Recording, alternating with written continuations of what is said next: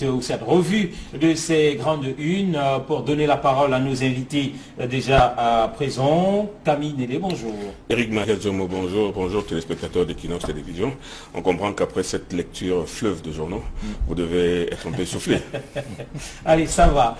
Casimir Désiré, bonjour, bienvenue. Et pour que vous soufflez donc justement Éric Martial, je voudrais commenter une que vous avez lue tout à l'heure. Où sont passés les 200 millions de francs CFA de la campagne électorale qui était destinée à l'élection sénatoriale? Ça rentre dans la dette intérieure. Ça rentre dans la dette intérieure. Aujourd'hui, même si on débloque cet argent pour donner aux partis politiques, à quoi ça devrait donc servir alors que la campagne est déjà passée? Bon, ils ont cette partie politique. Ça, c'est typiquement camerounais.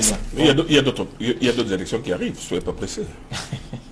Allez, on démarre ce matin. Chaque élection a son financement. On peut faire un report à nouveau. On démarre ce matin, messieurs, vous permettez, avec la crise anglophone et la une de la nouvelle expression, la santé d'Ayoub Tabé et compagnie qui inquiète. C'est ceci, en tout cas l'information est tirée d'une sortie médiatique du ministre de l'administration territoriale le week-end dernier, Camille. Éric Martial Djomo, la santé d'Ayoub Tabé inquiète qui? J'aimerais bien savoir qui elle inquiète. Si elle inquiète les journalistes ou bien si elle inquiète certains observateurs. Parce que moi, j'ai été un peu surpris par cet article qui nous dit qu'à partir de la réponse de M. Atangandji dans une émission, dans une télé la semaine dernière, où il a dit que Ayoub Tabé et ses compagnons se portent bien, ils se portent même tellement bien qu'il y en a même qui ont pris des kilos et qu'ils sont régulièrement examinés par des médecins. Il n'en a pas fallu plus pour que un journaliste qui ne lit pas dans le marque de café mais qui dit entre les lignes et entre la parole estime que non, on peut aller poser des questions à un docteur pour savoir, bon, en gros, sans trop, est-ce que c'est pas le diabète, est-ce que c'est pas le cancer, est-ce que c'est pas ceci, est-ce que c'est pas... Donc cela veut dire que M. Atangandji dit qu'ils sont en très bonne santé et parce qu'ils seraient gros, ils sont forcément malades. Non, moi je suis pas d'accord avec cette forme de journalisme. M. Atangandji a dit ce qu'il avait à dire, a répondu à la question en disant que M. Ayoub Tabé se porte bien. Mais pourquoi est-ce que la santé de M. Ayoub Tabé serait-elle plus importante que celle de M. Mendozé ou de M. Vamoulke ou de M. Marafami Dioya ou de M. Michel Fotsou qui sont en prison depuis 5, 6, 7, 8 ans? Lui, il est en prison seulement depuis 4 mois. Hein? Il vient d'arriver. Et qui ne vous dit pas qu'avant qu'il entre en prison, il n'était pas diabétique? Moi, je pense qu'il ne faut pas les lire entre les lignes pour ouvrir une polémique qui n'a aucun sens. Ayoub Tabé est en prison. Il est peut-être entré avec des maladies. Il a plus 50 ans, il peut avoir les maladies que tout cinquantenaire peut avoir, mais de là à dire que s'il a pris du poids, il peut devenir diabétique. Donc son diabète est plus important que les morts que font les hommes qu'il a lancés sur le terrain, parce que c'est à cause des hommes qu'il a lancés sur le terrain qu'il y a des gens qui sont en train de mourir, que des villages sont en train de peupler, que des gens sont en train de quitter le Cameroun pour aller au Nigeria. On ne se soucie pas de la santé de ces personnes, de ces enfants ou de ces morts, on se soucie plutôt de sa santé à lui en disant qu'il peut avoir le diabète. Non, vraiment, moi je pense sincèrement il n'y a rien d'inquiétant. Il n'y a rien d'inquiétant. Je dis, il ne faut pas chercher à la petite bête là où elle n'est pas là. Alors, cette sortie du ministre qui parle donc de cet état de santé inquiétant de Ayoub Tabé et compagnie, avant de revenir sur la sortie en elle-même ou sur l'interprétation qui est faite de cette sortie, certains médecins rencontrés par la nouvelle expression estiment que des médecins qui passent au chevet des prisonniers 3 à 4 fois par jour, ça signifie que ces gens ne se portent pas bien. Oui, moi je crois que ces médecins-là ont entièrement raison. Et je crois que ça devrait même... Il doit avoir eu une erreur dans la communication du ministre. Et justement, le ministre Atangandji, qui veut faire bien, et finalement, en fait un peu trop. Moi, je crois qu'il en fait un peu trop, parce que quand un ministre de l'administration territoriale annonce que les médecins passent 2 à 3 fois au chevet, 3 à 4 fois par jour. Mais ils sont 57, monsieur. Oui, mais 2 à 3 fois au jour, ça veut dire qu'il y a des choses qui ne vont pas. On se soucie de la santé. Et puis Camille, je me pose toujours la question, qu'est-ce qui empêche au gouvernement de montrer le visage de ces sécessionnistes qui ont été arrêtés pour que nous aussi on juge? Et puis, quand on dit qu'il y a une prise de poids de 10 à 20 kilos, vous croyez que c'est très normal ça? Et bon, Ça, c'est une autre chose. Mais, quand on est en prison, on n'a pas d'activité. Même la sédentarisation. Ce ne sont pas tous les prisonniers aussi qui ont grossi. Mais oui, mais justement, autant on grossit. On peut grossir à cause du stress, de l'inactivité. Autant on peut maigrir à cause de l'inactivité et du stress. Moi, regardez, vous avez vu à la télévision l'autre jour, le ministre Sinoni Fahem. Il est tout maigre comme ça. Vous avez vu M. Mendoza qui était tout rebondi. Il est tout maigre comme ça. Vous en avez vu beaucoup. M. Nguyefa qui est tout maigre. Bon, or, est-ce que ça veut donc dire qu'eux, ils sont très bien nourris, très bien entretenus? Ou très mal nourris. Bon, alors moi, je pense qu'il ne faut pas faire un diagnostic à partir des paroles de quelqu'un d'autre. Oui, en tout cas, que Casimir puisse... Moi, je pense que Camille Léa a bien fait tout à l'heure de dire qu'il fallait qu'on s'intéresse aussi aux autres prisonniers. Pourquoi nécessairement je pense nous avons des prisonniers qui sont là depuis 10 ans. Les journaux révèlent souvent l'état de santé dégradé. Hier, on parlait de Tanganakuna. Avant, il y a eu les Kamarafa et consorts. Je ne pense pas que ce n'est... J'ai Roger Belinga qui vient d'être hospitalisé. Oui, je veux dire que les journaux en parlent souvent. Les journaux révèlent souvent ce type de choses. Mais je dis la santé de Ayou Tabé n'est pas plus importante que ces milliers de personnes qui tombent tous les jours sous les balles des personnes qui l'ont envoyé sur le terrain. Et là, Camille a entièrement raison. Voilà. Et puis pour sortir peut-être de ce sujet, cette communication du ministre de l'administration territoriale, le ministre estime qu'il marche sur les plates-bandes du ministre de la communication, qu'il en fait un peu trop, comme vous le releviez tout à l'heure. Paul Atangadji veut tellement bien faire qu'il en fait un peu trop. Et il faudrait qu'il tire les conséquences de sa toute première tournée pour qu'il désormais qu'il rentre un peu dans son précaré et qu'il travaille en un homme responsable. Nous avons connu cet homme quand il n'était même pas encore au gouvernement et nous savons qu'est-ce qu'il peut faire. Mais de grâce, il ne faudrait pas qu'il entre dans les plates-bandes du ministre de la Communication, du ministre de la Défense et qu'il ne prenne pas tout sur lui. Ce n'est pas lui qui doit recevoir toutes les flèches qui sont destinés au gouvernement et puis à tout un pays. J'ai l'impression que c'est à ça qu'il est en train de tendre. C'est-à-dire, sa communication n'est pas bonne du tout. Il n'a pas besoin de faire une communication, il a besoin de poser des actes. Mais moi, nous attendons de lui des actes, non des communications. Casimir Désiré Tagné, vous avez connu M. Tangandi ici à Douala il y a 30 ans quand il était un homme d'affaires. Et vous savez qu'à cette époque-là déjà, il communiquait beaucoup. Vous savez que c'est lui qui a fait partie des premiers Rastaman, Rastafari en Jamaïque. Vous savez très bien qu'au moment où il a offert 30 millions à l'État, il a fait une communication. 50 millions à l'État, il a fait la communication. C'est quelqu'un qui a toujours habitué à la communication. Mais là aujourd'hui, moi je pense que ce sont les journalistes qui courent après lui, qui sont en train de courir après son action. C'est pour ça qu'il peut répondre. Mais moi je ne pense pas que... C'est la nouvelle star du gouvernement? Disons que c'est la star du moment qui est en train de faire ce que les autres ministres de l'Intérieur n'ont pas fait. N'arrive pas à faire. Allez, si on va évoluer avec cet autre sujet qui parle à une de nombreux journaux, cette traque des agents fictifs de l'État. Cameroun Tribune en parle ce matin, Cameroun Tribune qui fait savoir que la traque est lancée, le Messager qui en parle tout aussi et qui parle de sale temps pour les fonctionnaires fictifs. Certains diront enfin peut-être la vraie opération qui va finir par traquer et attraper, mettre de côté ces fonctionnaires fictifs dont le nombre grossit au fil des années. Mais moi je dis que c'est la stratégie de plus, ce n'est pas la première. Depuis une vingtaine d'années, pratiquement une trentaine d'années, le gouvernement s'est perdu en ingéniosité pour essayer de traquer les fonctionnaires fictifs. Et le gouvernement, tous les membres du gouvernement savent ce qui se passe.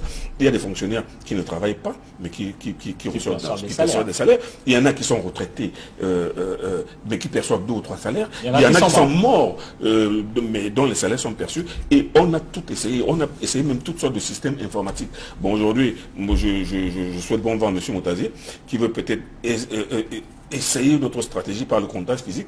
Mais même ce comptage physique-là, lui-même aussi, certainement qu'il pourra trouver des limites. Donc moi, je dis que c'est une bonne initiative.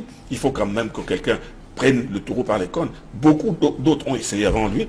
Ils ne sont pas arrivés. On lui souhaite bien du plaisir et surtout on souhaite qu'il réussisse. Mais seulement, il dit que cette opération va durer pendant 3 mois. Bon, 3 mois, moi je pense que c'est un peu court. Avec les milliers des dizaines de milliers. Des dizaines de milliers de faux fonctionnaires qui y a au Cameroun. Il va falloir faire le tour de toutes les régions, de tous les départements. Non, ça va pas être une petite opération qu'on peut régler en 2 tours de cuillère à peau. Ça va être difficile. Et moi, je pense que si au moins il va jusqu'au bout d'une stratégie qu'il n'a certainement pas eu le temps de penser. Et qu'il détecte même simplement un bon nombre, ce sera déjà un pas. Ce sera déjà un pas, mais on verra bien. Et le messager qui pose la question, des questions autour de cette énième opération, Casimir. Vous avez bien fait de dire cette énième opération, parce que nous avons connu des opérations antilope, nous avons connu toutes sortes de CJPS et autres. Et puis on ne nous a toujours pas donné le compte rendu, le rapport de toutes les autres opérations. Et c'est vrai, il y a des fonctionnaires fictifs, il y en a même qui sont décédés, mais qui continuent à percevoir de l'argent dans les tests de l'État. Mais ce que je dis, c'est que le ministre Paul Moutazé n'a pas besoin de faire tout un tralala, n'a pas besoin de faire tout un tambour et trompette autour d'une opération, somme toute positive, somme toute réaliste. On peut simplement organiser le comptage physique sans faire un tambour. Parce que lorsque vous faites un tambour, justement ceux-là qui ne sont pas en ordre se mettent en ordre rapidement pendant les 3 mois. Il y a des personnes qui sont pratiquement à l'étranger, qui ne travaillent plus, qui ont même démissionné de leur fonction. Ils ont le temps de venir pendant ce petit bout de temps. Comme Camille a dit que c'est très court, pendant 3 mois. Hein, c'est facile de gérer. Et puis, on revient, on se présente, on se pointe. Et le temps de faire le pointage physique, parce que l'opération s'appelle cette fois le COPé, c'est-à-dire comptage physique du personnel de l'État. Donc, je dis, on n'en avait pas besoin. Lui, Paul Moutazé, n'en avait pas besoin. Il n'a pas besoin de faire tout ce tralala, tout ce tambour-là autour de cette opération-là. Éric Martial, on avait eu des comptages électroniques avec les CJPS, avec CJPS 1, 2, 3 et tout ce que vous voulez. Aujourd'hui, c'est un comptage physique. Il va être manuel et puis je vous assure que pour faire ce comptage physique, il va falloir plus de 3 mois. Il va falloir que l'État embauche des jeunes. Il va falloir que ce ne sont pas les mêmes fonctionnaires qui vont faire ce travail. Il faudra un personnel supplémentaire, un personnel d'appoint qui va faire ce travail. Donc moi je dis qu'on va certainement sortir de l'argent. Mais ce comptage physique-là vient s'ajouter à d'autres comptages. On a eu des comptages informatiques. On va voir si le comptage physique va être plus rentable que le... Mais Camille dit que ça va se passer dans les banques, dans les microfinances. Donc là où il va utiliser le personnel de la banque, où les fonctionnaires sont spécialisés et margés. Voilà. Mais j'ai dit, il y a quand même des petites réserves à émettre. Tout. Moi je pense qu'il faut aussi commencer par là où ils sont employés. Parce que c'est pas tout d'aller prendre, d'aller les attendre au guichet. Il faut aller savoir s'ils sont en poste là. Parce qu'ils sont en poste où pour qu'ils aient touché. Parce que c'est trop facile d'aller les attendre à la caisse. Alors, messieurs, on va évoluer très rapidement. Je voudrais que vous puissiez dire un mot sur cette menace de fermeture, une fois encore, de l'aéroport international de Douala. Oui, le Cameroun a ses spécificités. Hein, et vous allez voir que l'aéroport du Cameroun venait à peine d'être réaménagé, d'être... En partie. Les infrastructures, en partie c'est vrai.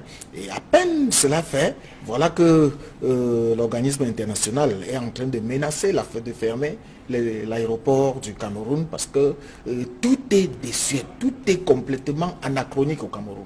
Lorsque vous allez visiter les autres pays, vous voyez comment les aéroports sont bien entretenus, le personnel est gentil, poli, mais dès que vous arrivez au Cameroun, c'est la catastrophe.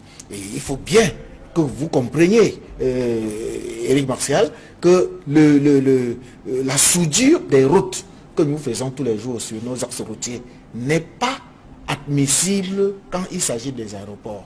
Ou c'est ça ou c'est pas ça. L'aéroport n'accepte pas de l'à peu près. Et lorsque c'est à peu près, on ne peut que fermer. Donc espérons que ça va attirer l'attention des pouvoirs publics pour qu'ils se mettent rapidement au pas. Surtout que quand la CAN 2019 approche, et toutes ces équipes-là viendront par les aéroports. S'il faut déjà qu'on aille au Gabon pour réceptionner les équipes qui viennent au Cameroun, ou bien qu'on aille au Nigeria, je crois que ce serait très grave. L'aviation civile internationale parle d'état de délabrement très avancé de cet édifice. Je pose donc 2 questions. Première question, pourquoi cet aéroport est-il délabré? 2, où sont passés les ADC, les aéroports du Cameroun? Quand cette société qui a été créée à partir des aéroports de Paris est arrivée au Cameroun, on nous a dit que cette entreprise était là pour entretenir les aéroports, entretenir, les mettre à jour, chaque jour. Mais que fait donc les ADC? On s'est rendu compte que les ADC sont une compagnie budgétivore qui bouffe de l'argent, dont les directeurs généraux ne s'occupent même pas. Et maintenant, l'aéroport, le bureau, les installations des ADC, c'est à l'intérieur de l'aéroport international. Vous allez me dire que ces différents responsables ne voient pas comment ça se passe, ne voient pas comment les toilettes sont délabrées. Je dis cet aéroport tombe tout simplement en ruine et depuis 10 ans, 15 ans. Progressivement et inéluctablement. Donc moi je pose dans la question, à quoi sert donc les ADC, à quoi sert son personnel et quelles sont ses missions et pourquoi dans cet aéroport peut-il tomber en ruine alors que les ADC sont là pour son entretien. Allez, c'est l'interrogation donc que l'on retrouve dans les colonnes du journal Le Messager. On va sortir avec le jeune enquêteur qui ce matin nous présente l'homme qui va remplacer Paul Biya, mais parle aussi d'opération Épervier. À qui le tour? L'opération Épervier, Casimir, qui a pris une certaine ampleur, un regain de vitalité après donc l'interpellation de Basile Tanganakuna, mais qui a tendance ces derniers jours plutôt à s'estomper. Quelque part, on en parle de moins en moins, mais votre journal ce matin revient sur les quelques probables éperviers. Oui, il y en a suffisamment. Rappelez-vous qu'il y a moins d'une semaine, on a publié une liste d'une quarantaine de personnalités dont les passeports sont confisqués et qui sont interdits de sortir du territoire. Et parmi eux, justement, il y a un bon nombre qui sont vraiment des prévaricateurs des caisses publiques. Et je ne voudrais pas me mettre à les citer tous, mais quand vous regardez ce qui se passe avec l'ART, avec Bemengue, ce qui s'est passé avec Bemengue, ce qui se passe actuellement même avec Koto Emane, qui est encore à la Camtel, et puis vous allez voir qu'on a beau dénoncer, les gens là sont en poste, la majorité est encore en fonction, et se tournent les pouces, c'est-à-dire ils se moquent même à la limite de notre gueule. C'est vrai, quelques-uns ont été déchus de leurs fonctions, mais ceux qui sont encore en poste tournent les pouces et puis se moquent carrément de notre gueule. Donc regardez ce qui se passe à Camtel, regardez les autres sociétés. On a parlé de tout ce qui s'est passé avec Camille Ekindi, qui a géré une société d'État et qui aujourd'hui est un membre influent du parti au pouvoir.